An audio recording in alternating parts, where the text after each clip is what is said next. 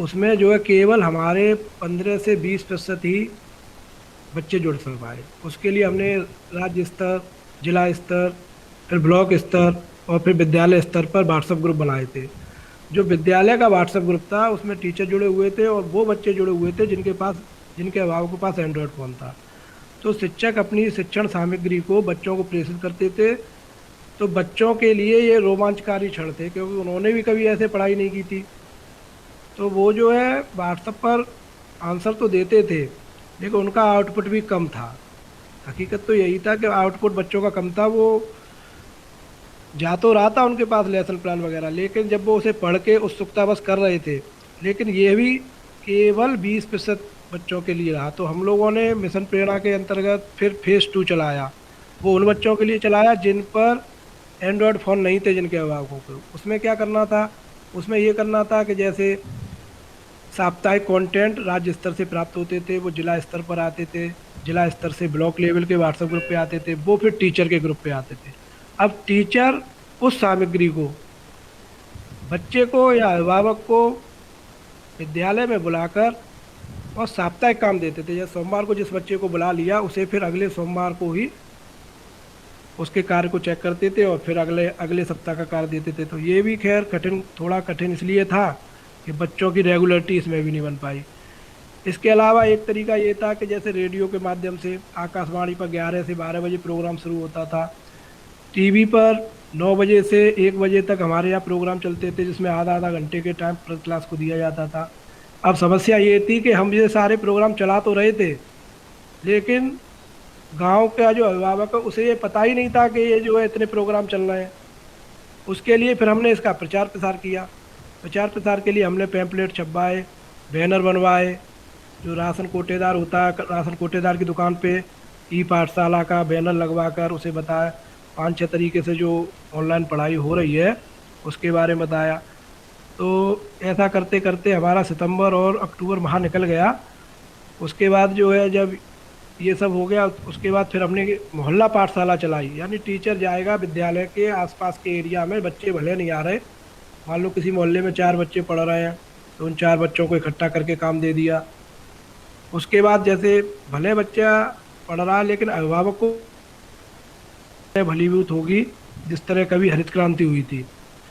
यद्यपि कोविड का दौर है और हम लोग जो है जन समुदाय से जुड़ नहीं पा रहे हैं, जिस दिन इस जन समुदाय से हमारा कांटेक्ट होगा, उसके बाद हम लोगों ने मोहल्ला पाठशाला भी चलाई।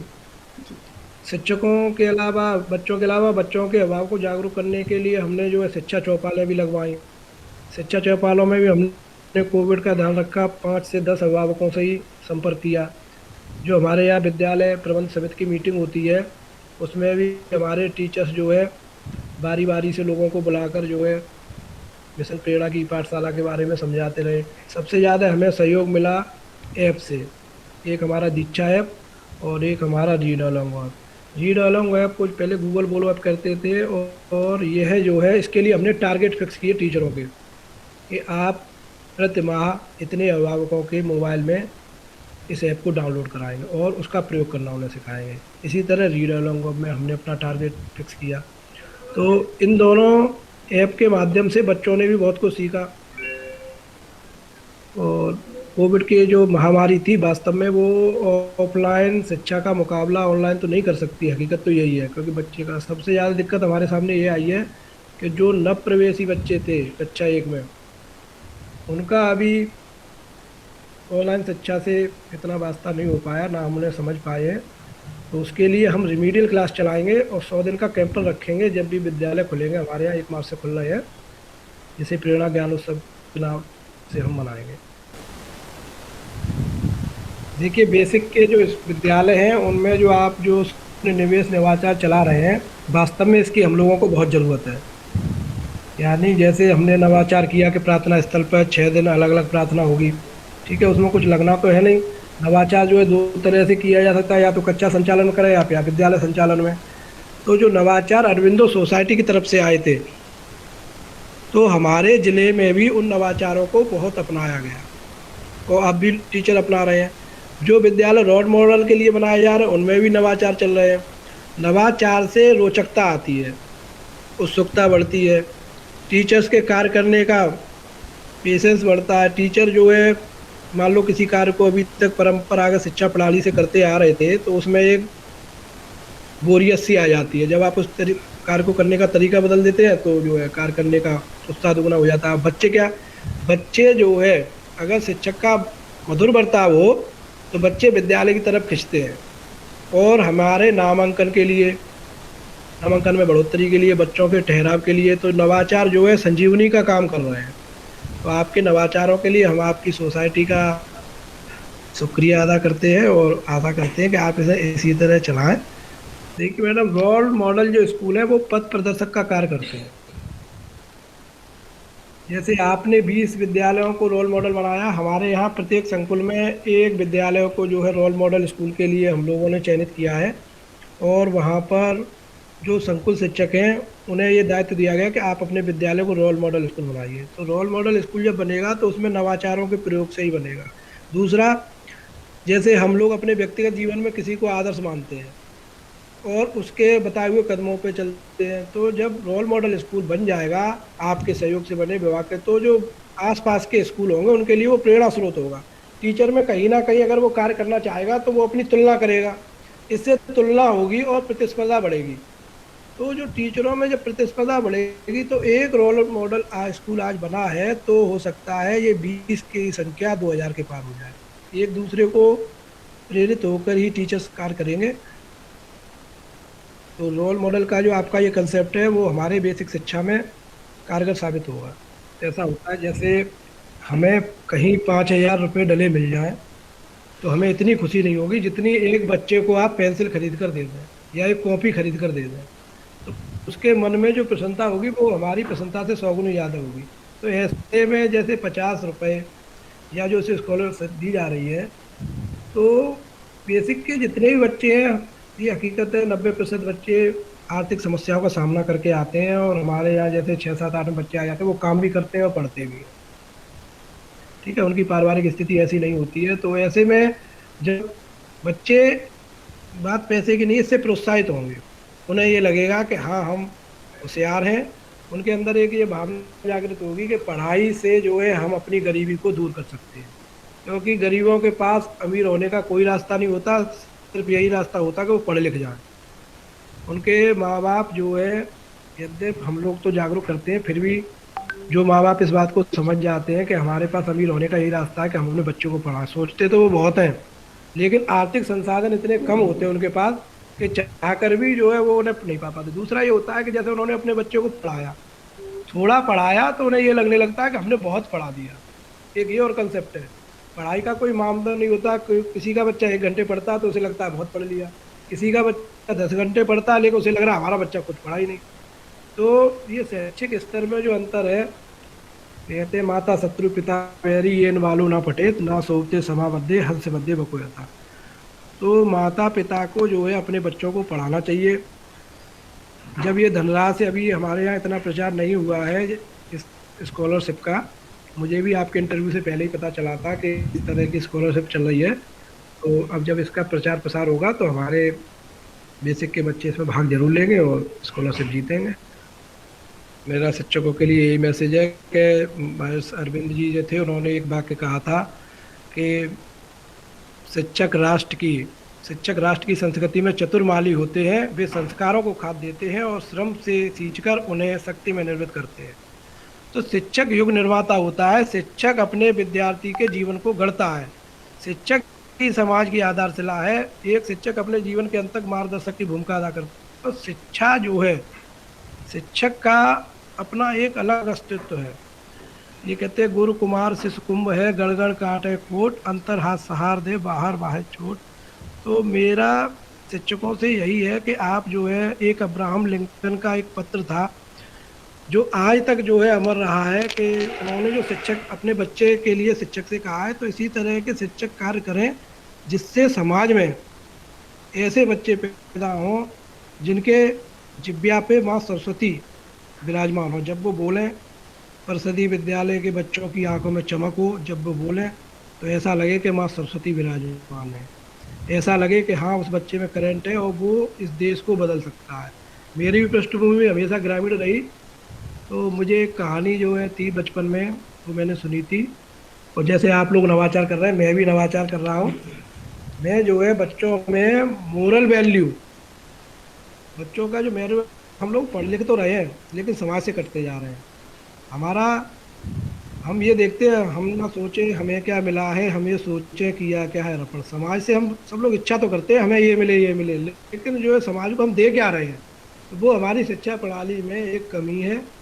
तो उसमें एक कहानी ये आती थी कि एक राजा था। तो वो जो है, किसी राजा ने आक्रमण किया तो उसे डर के मारे एक गुफा में छुप गया। जब गुफा में छुपा तो वो लेट गया, तो एक मकड़ी ऊपर चढ़ती थी और वो बार बार गिरती थी। ये मकड़ी की कहानी है। तो वो 17 बार गिरी, 18वीं बार जब उठ के खड़ी हुई और उसने जो है ऊपर चढ़ गई, तो उस राजा के दिमाग में भी ये आया कि जब ये मकड़ी होकर ये काम कर सकती है तो मैं तो राजा हूँ। तो उसने पुनः जो है सेना का एकजुट करके उस राज्य को जीता। तो इस तरह की जो कहानियां हैं, उन कहानियों को बच्चों को सुनाया जाए। आज के साइंटिफिक युग में हम जो है नैतिक मूल्यों को भुलाते जा रहे हैं। बच्चों का मशीनीकरण तो हो रहा है। हाँ, बच्चा बहुत होशियार है। शिक्षा का मतलब ये नहीं है कि आप केवल जीविकोपार्जन के साधन इकट्ठे कर लें। समाज में जो संवेदनाएं हैं उनके प्रति भी बच्चे को जागरूक करें। हम जो है अपने जिले में एक नमक का दरोगा मुंशी प्रेमचंद की कहानी थी, उस कहानी को लेकर एक सेमिनार करना चाह रहे हैं। उसमें अरविंदो सोसाइटी को भी बुलाएंगे। उसमें जो नमक का दरोगा था, तो उस नमक के दरोगा की जो मेंटलिटी थी, जो कंसेप्ट था, वो आजकल के प्रशासनिक मशीनरी में भी आए। तो उसके लिए हम लोग आपको आमंत्रित करेंगे। और जितनी भी ये कहानियां हैं, उन्हीं कहानियों को मैरल वैल्यू से जोड़कर हम अपने जिले में नवाचारों को बढ़ाएंगे। ये जो कहानियां थी, अगर बच्चे किसी भी एक कहानी को आत्मसात कर लेंगे तो उन्हें अपना जीवन जीने में बहुत मदद मिलेगी।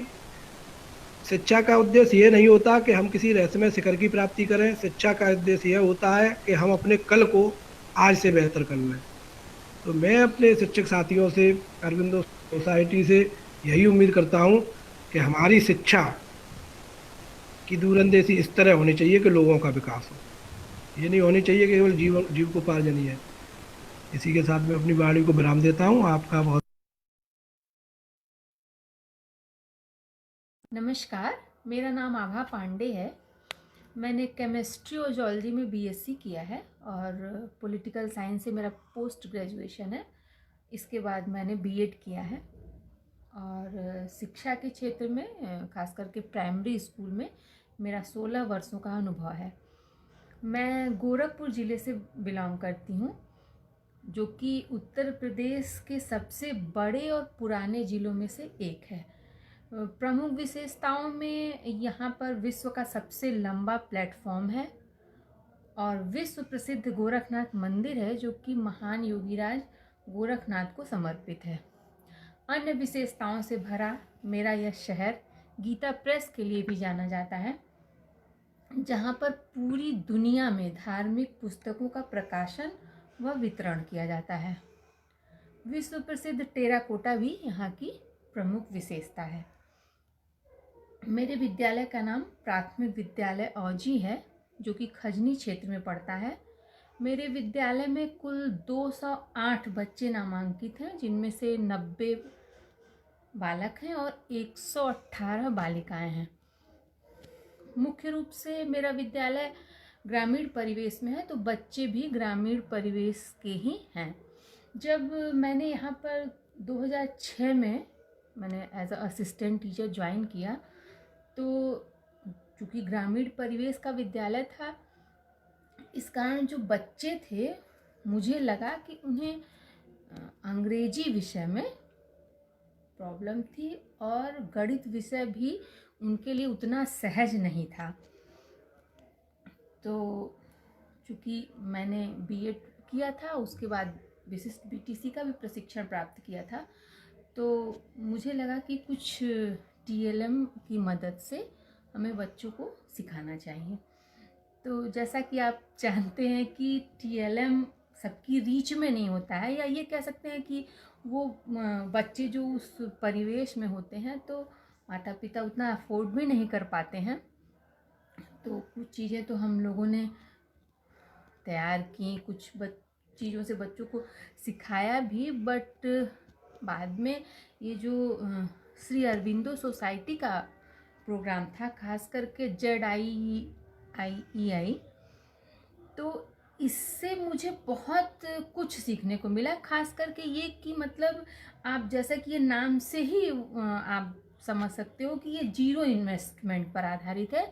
इसमें बिना कुछ खर्च किए जो हमारे आसपास परिवेश में चीज़ें हैं उनसे भी हम नवाचार कर सकते हैं, उनसे भी गतिविधियां कराई जा सकती हैं और पढ़ाने के तरीके को शायद सरल बनाया जा सकता है। तो इनोवेटिव पाठशाला एक ऐप है, ये श्री अरविंदो सोसाइटी का, उसको भी मैंने डाउनलोड किया और उससे मुझे ये लाभ हुआ कि जो भी गतिविधियां थी मेरे दिमाग में चल रही हैं या मैंने कहीं किसी को करते देखा, तो उसको एक्चुअली प्लेटफॉर्म पे कैसे यूज़ करना है, बच्चों के साथ कैसे मतलब मैं उसको ऐसा रिप्रेजेंट कर पाऊँ कि बच्चे उसको आसानी से सीख सकें, ये मुझे श्री अरविंदो सोसाइटी के प्रोग्राम्स में, ट्रेनिंग्स में और ख़ास करके जो इनोवेटिव पाठशाला थी उससे मुझे बहुत फ़ायदा मिला। खास करके अभी मैंने जब ये कोविड-19 का पीरियड था और ऑनलाइन क्लासेस का जो हम ये कह सकते हैं कि एक तरह से शुरुआत हुई, जो कि एक कल्पना मात्र थी हमारे परिषदीय विद्यालयों के लिए, तो बच्चों को ऑनलाइन क्लासेस से कैसे जोड़ा जाए, क्योंकि भाई वो ग्रामीण परिवेश में है और उनके पास स्मार्टफोन या इस तरह की सुविधाएं उपलब्ध नहीं हैं, तो कैसे जोड़ा जाए। तो उसकी भी गतिविधियां, जैसे किसी के पास है, किसी एक गार्जियन के पास स्मार्टफोन है, तो उनसे और बच्चे कैसे जुड़ें, तो इसका भी मुझे इस प्रशिक्षण के माध्यम से फ़ायदा मिला। और इस बीच में जो ऑनलाइन ट्रेनिंग हम लोगों की भी हुई, टीचर्स की, उसमें मुझे खास करके एक जो सिटिंग अरेंजमेंट था, एक सिटिंग अरेंजमेंट के माध्यम से गणित विषय को कैसे पढ़ाया जाए, उसकी भी बहुत अच्छी सीख मिली। और मैं धन्यवाद देना चाहूँगी जो श्री अरविंदो सोसाइटी के यहाँ पे हैं अश्वनी सर, उन्होंने भी हमें बहुत कोऑपरेट किया, बहुत अच्छे कई सेशंस भी लिए गए। तो ये टीचर्स के लिए भी और बच्चों के लिए भी बहुत ही लाभदायक है। और कुछ आइडियाज़ जो होते हैं, चूँकि ये बहुत बड़ा प्लेटफॉर्म है, तो जो आइडियाज़ शेयर किए जाते हैं या हम भी अपनी बातें उनसे कह सकते हैं, तो इसका मुझे बहुत लाभ मिला। And thanks to Aurobindo society कि आपने मुझे ये मंच प्रदान किया। बहुत बहुत धन्यवाद।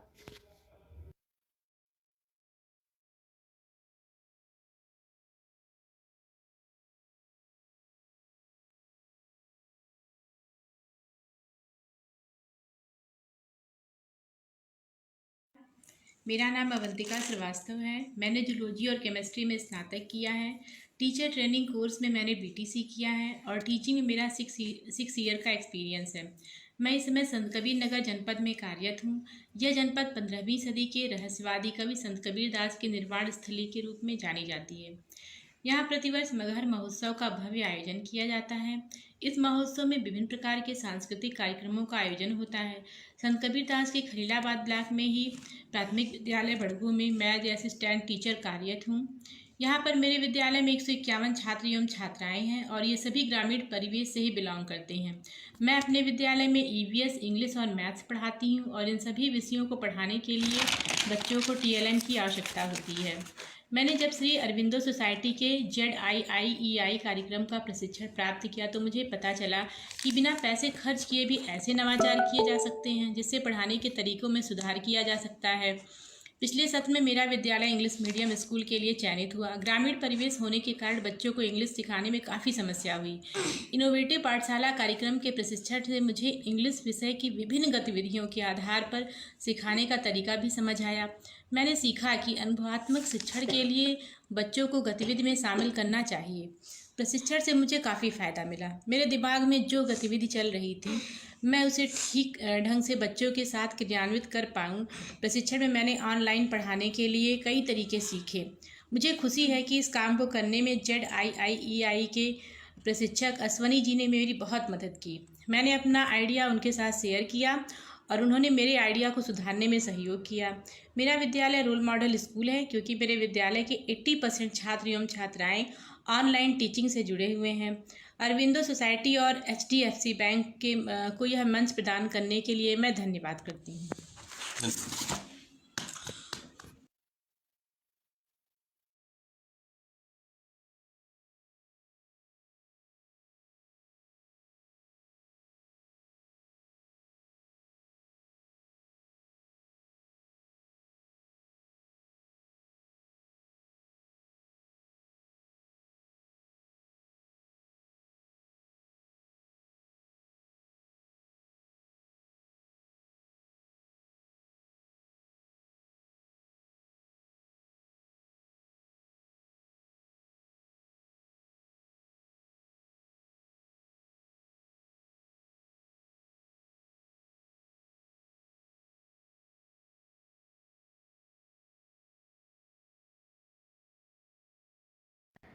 नमस्कार, मैं डॉक्टर चंपा सिंह।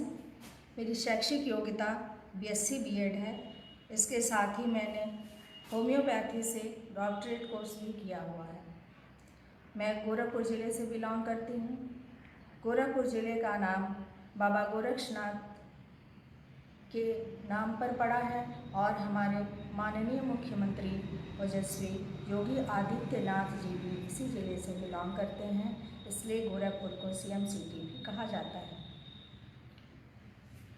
मेरे विद्यालय का नाम पूर्व माध्यमिक विद्यालय जंगल कौड़िया है, जो कि रेलवे स्टेशन से लगभग 16 किलोमीटर दूर सोनौली रोड पर स्थित है।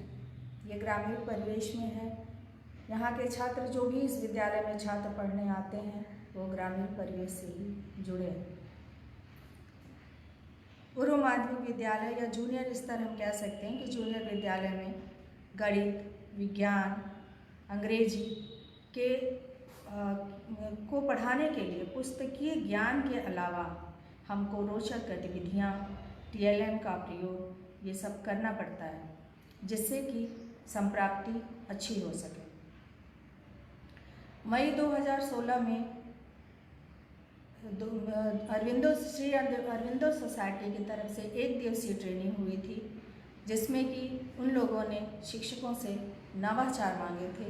और मैं चूँकि शुरू से TLM करने में मेरा बहुत मन लगता है, बहुत तरह के TLM बनाए हैं, इसलिए मैंने भी जो भी मेरे पास TLM थे, गतिविधियाँ थी, उसको मैंने उनको फॉर्म में भर के दे दिया था। और मई के लास्ट में लखनऊ से फ़ोन भी आया कि हाँ, मैं वर्कशॉप के लिए चयनित हो गई हूँ। 2-3 वर्कशॉप हुए, जिसमें कि लास्ट में 30 टीचरों का चयन हुआ और 11 नवाचारों का निर्माण हुआ, जिसमें से मेरा नवाचार सामुदायिक सहभागिता था।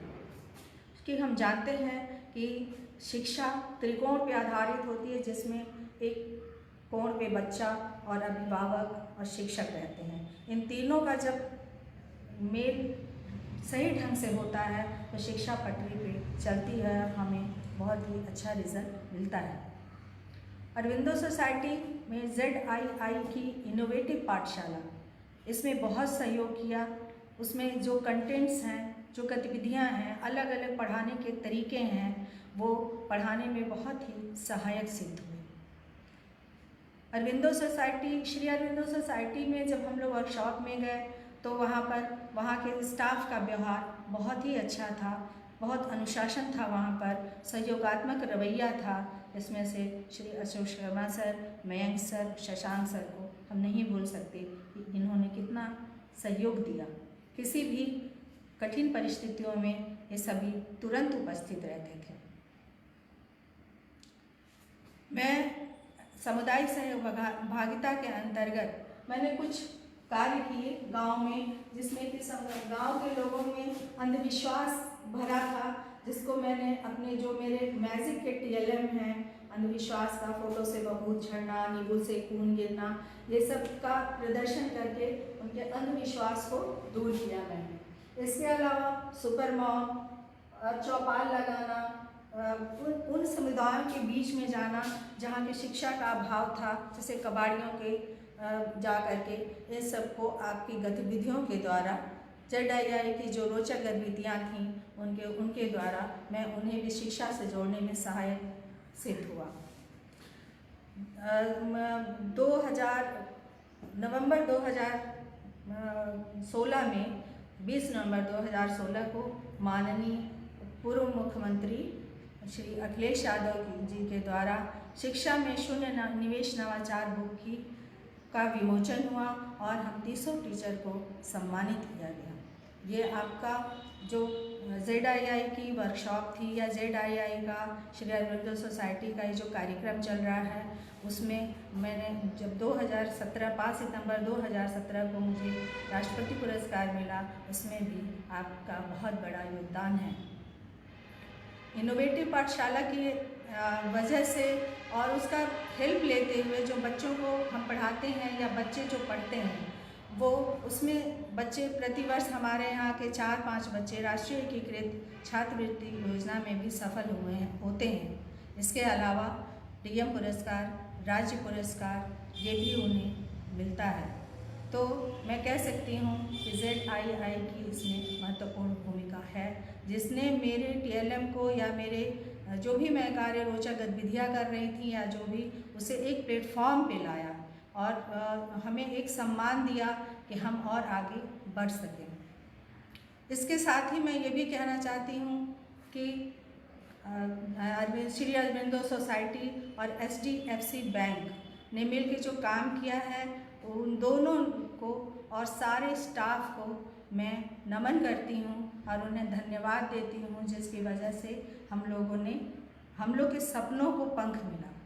अंत में मैं ये कहना चाहूँगी कि मेरे विद्यालय में जो छात्रों की प्रगति हो रही है, संप्राप्ति हो रही है, नामांकन हो रहा है और हमारा विद्यालय पूर्व माध्यमिक विद्यालय जंगल कौड़िया पूरे ब्लॉक में एक सम्मान के साथ नंबर 1 पे है, तो मैं चाहूँगी कि मेरे विद्यालय को भी मॉडल विद्यालय के रूप में चुना जाए। इसी के साथ मैं अरविंदो सोसाइटी के सारे मान्य सम्मानित जनों को नमस्कार करती हूँ। धन्यवाद।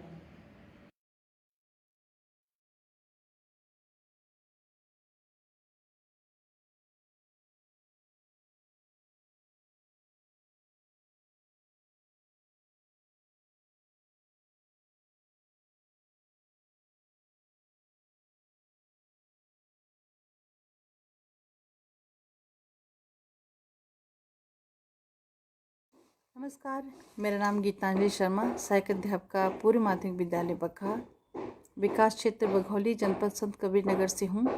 मेरी शैक्षिक योग्यता MSc बॉटनी है। मैं विगत 9 वर्षों से इस विभाग में अध्यापन का कार्य कर रही हूँ। मेरे विद्यालय में कुल 75 बच्चे नामांकित हैं, जो यहाँ के आसपास के ग्रामीण क्षेत्रों से ही आते हैं।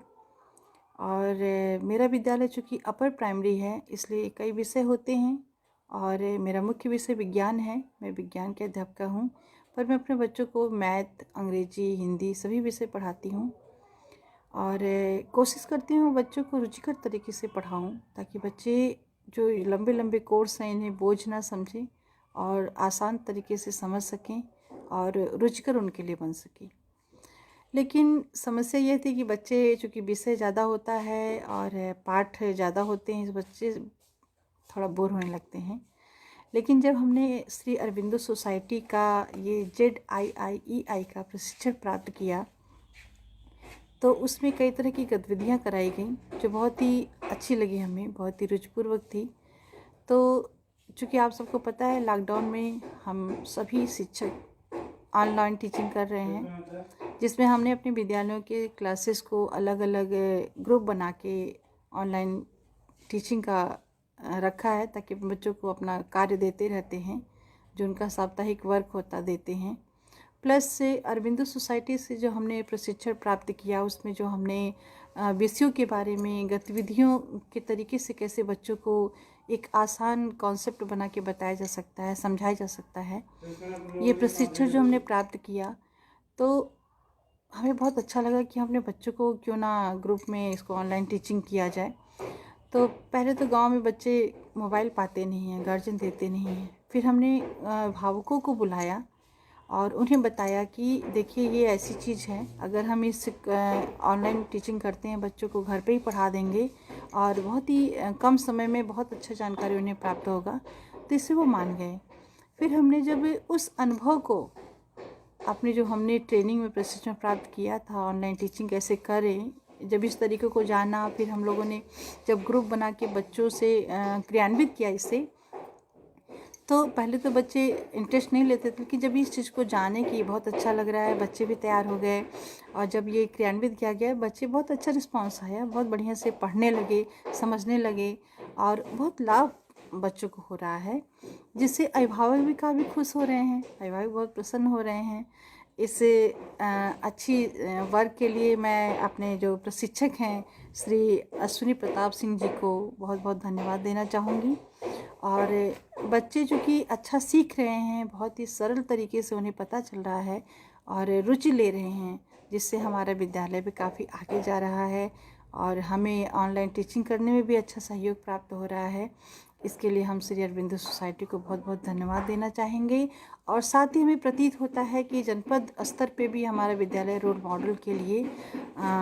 मॉडल स्तर के लिए ज़रूर है और चाहेंगे हमारा विद्यालय भी आगे बढ़े, बच्चे भी हमारे आगे बढ़े और हमारे ज़िले का नाम रोशन हो, हमारे देश का नाम रोशन हो।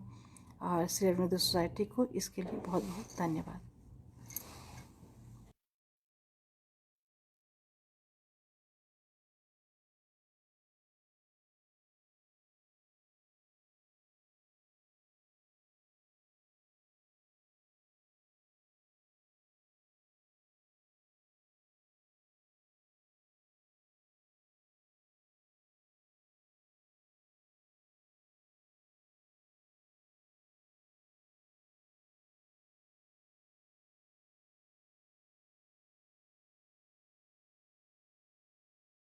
नमस्कार, मेरा नाम डॉक्टर मनोज कुमार पांडे है।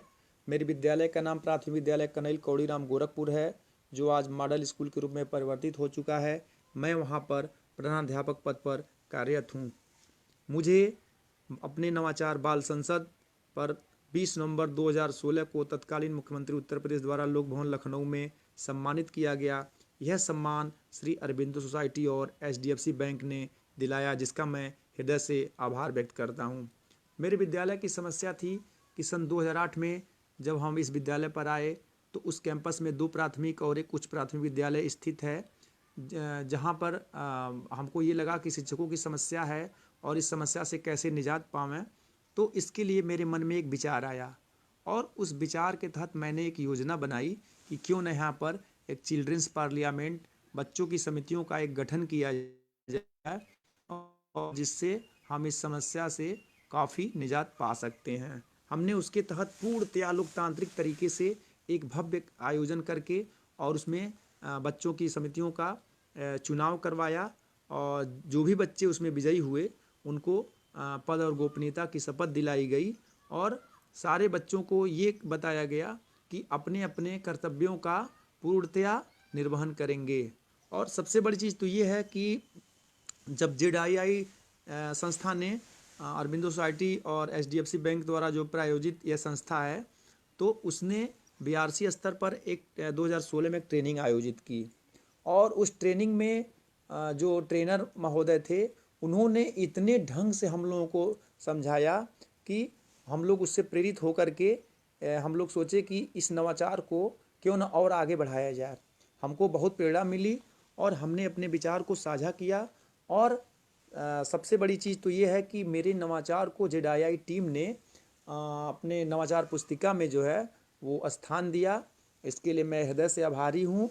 और दिल्ली के IIT में मार्च 2019 में तत्कालीन भारत सरकार के शिक्षा मंत्री माननीय श्री प्रकाश जावड़ेकर जी ने मुझे अवार्ड देकर एक भव्य समारोह में सम्मानित किया, जिसका मैं हृदय से आभार व्यक्त करता हूँ और वह मेरे लिए एक बहुत गौरव का क्षण था।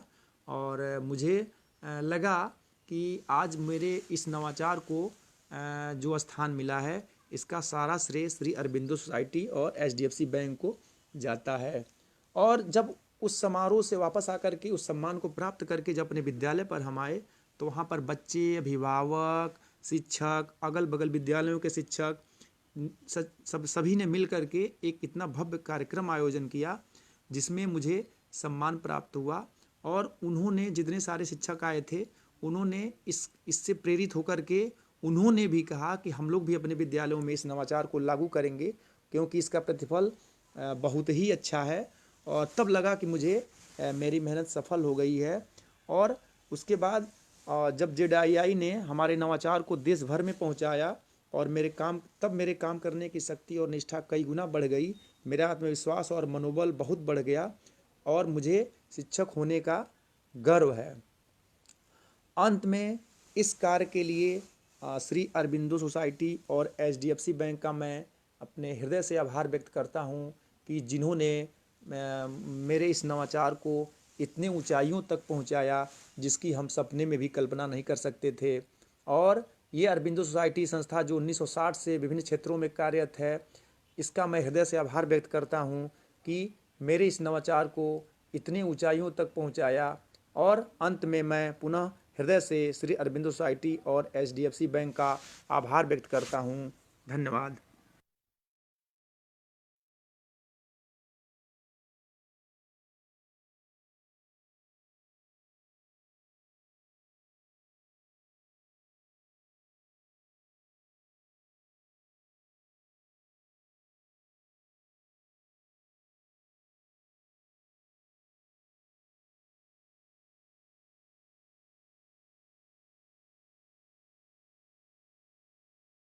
जी, सबसे पहले तो जो हमारा मार्च अप्रैल भी था, उसके बाद उस समय तक तो जो है कुछ समझ में नहीं आ रहा था लोगों को, बहुत ज़्यादा पटरी पे नहीं आ पाया मामला। फिर धीरे-धीरे जैसे ही सामान्य जीवन की तरफ लोग समझ पाए कि हाँ, क्या है और क्या किया जा सकता है, तो बहुत ज़्यादा नहीं, लेकिन पहले के 2-3 महीनों को छोड़ के हमारे लोगों ने ऑनलाइन कुछ व्यवस्था शुरू करने की कोशिश की हम लोगों ने।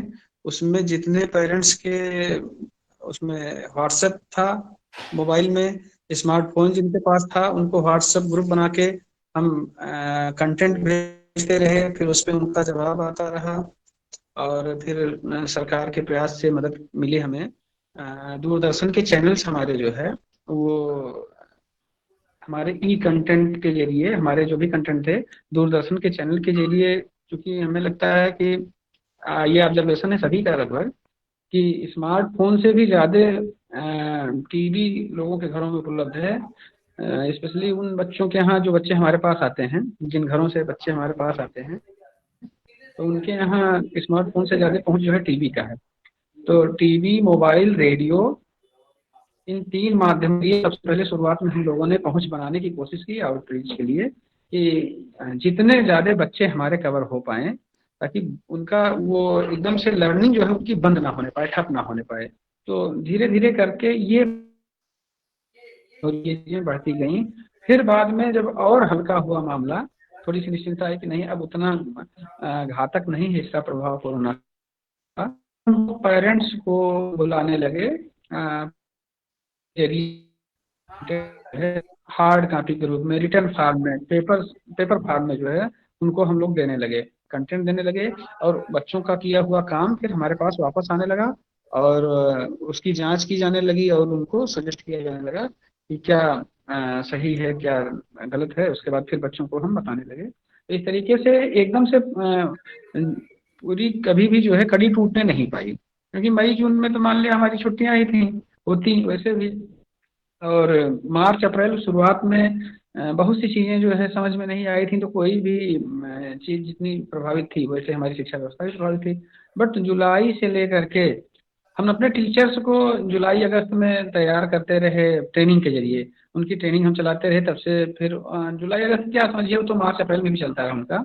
ट्रेनिंग के जरिए, ऑनलाइन ट्रेनिंग के जरिए हमने टीचर्स को जो है क्या कहते हैं, स्ट्रेंथनिंग उनकी करी हमने हर सब्जेक्ट पे, और उससे रिलेटेड कंटेंट पे जो निष्ठा प्रोग्राम था वो ऑनलाइन किया गया।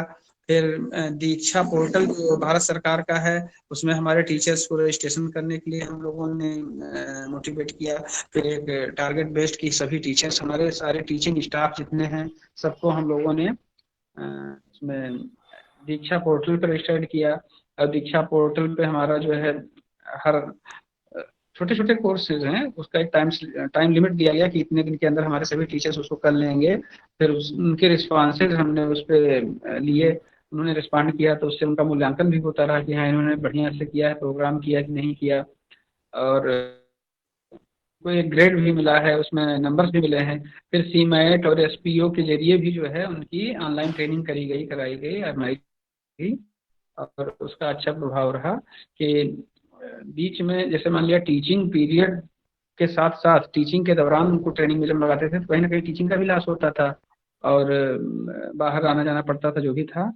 तो मोड में इनकी ट्रेनिंग बड़ी अच्छे से की कराई और काफ़ी हमारे टीचर्स उससे लाभान्वित हुए। और रही बात बच्चों की, तो बच्चों तक हमारे कंटेंट जो है वो पहुंचते रहे। ये है कि ग्रामीण क्षेत्र में कुछ चैलेंजेस रहे, इसको पूरी तरह से जो है ये कक्षा शिक्षा नहीं, ये स्टेप जो है ये तो काफी इम्पोर्टेंट है। वैसे सीमित मात्रा में ही सही, लेकिन अपने विभाग की तरफ से भी ये प्रयास इस तरीके से किए जाते थे कि जनपद स्तर पर पीएलसी और ब्लॉक स्तर पर जो पीएलसी बना हुआ है और ग्रुप्स बने हुए हैं, उसमें ये कहा गया था कि ये एक शिक्षक संकुल की व्यवस्था थी, पहले भी अब भी है। शिक्षक जो प्रयास कर रहे हैं कहीं किसी विद्यालय में, वो एक दूसरे से शेयर करें और उससे कोई काम किसी ने लिया हो पाता था, उतना प्रभावशाली नहीं रहता था। अब ये है कि आप लोगों के उसमें जुड़ने से बड़े पैमाने पर चीजें जैसे इंटर स्टेट डिस्ट्रिक्ट प्लेटफॉर्म में आपने मुहैया कराया और इस बैनर के जरिए जो है वो चीजें एक दूसरे से शेयर हो जाती है, इसलिए ये बड़ा अच्छा प्रयास रहा। एक चीज और है कि जो न्यू कमर्स हमारे हैं, अच्छी संख्या है उनकी टीचर्स की। पहले के लोग जो थे, आप अभी इस प्रोफेशन में कब से हैं इस करियर में हमें नहीं पता है, लेकिन हम 96 डिपार्टमेंट से जुड़े हुए हैं, तब से मैं देख रहा हूँ उससे पहले जो हमारे टीचर्स हुआ करते थे, कहीं कहीं तो पेड़ के तले स्कूल चलते थे। और जो जीरो इन्वेस्टमेंट की बात है, तो हमारे टीचर्स ऐसा नहीं कि पहले नहीं पढ़ाते थे, पहले भी पढ़ाते थे और बढ़िया से पढ़ाते थे। उनके पढ़ाए हुए लोग भी अच्छे अच्छे पदों पे और अच्छी अच्छी उपलब्धियां और सफलताएं उन्होंने हासिल की हैं। इसका मतलब कि उनके पास भी आइडियाज थे, लेकिन ये है कि वो सीमित मात्रा में सीमित जगहों पे हो रहा था। तो जीरो इन्वेस्टमेंट की जो धारणा है उसमें ये था कि टीएलएम के पीछे जो कॉन्सेप्ट था, ये कहा गया था या तो नो कास्ट टीएलएम हो या तो फिर लो कास्ट हो। तो आप लोगों ने एक अपने तरफ से भी प्लेटफॉर्म मुहैया कराया कि जो लोग ऐसा कर रहे हों उनको आप लोगों ने एक कड़ी में जोड़ने का काम किया देश भर में। पहले तो जिले के अंदर, फिर जिले के बाहर, एक जिले से दूसरे जिले में, फिर पूरे प्रदेश में हुआ इस तरीके से, फिर प्रदेश से दूसरे प्रदेश में जो भी इनोवेटिव अभी भी चैलेंजिंग है। ये प्लेटफॉर्म बढ़िया उनको मौका उपलब्ध कराता है। कैसे? इन द सेंस कि जैसे कोई टीचर कह रहा है कैसे संभव है, क्या हो सकता है, क्योंकि उसने यही देखा है कि रेडीमेड चीजें, बनी बनाई चीजें, मार्केट से ले आई चीजें और हम कास्टली चीजें या खरीदी गई चीजें।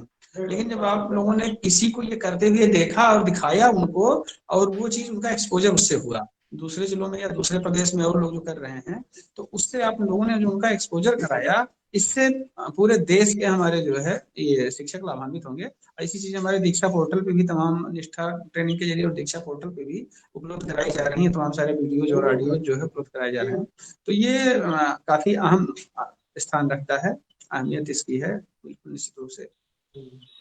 ऑफकोर्स निश्चित रूप से ये मददगार साबित होगा, लेकिन चैलेंजेस वही हैं जो हमारे सामने हैं।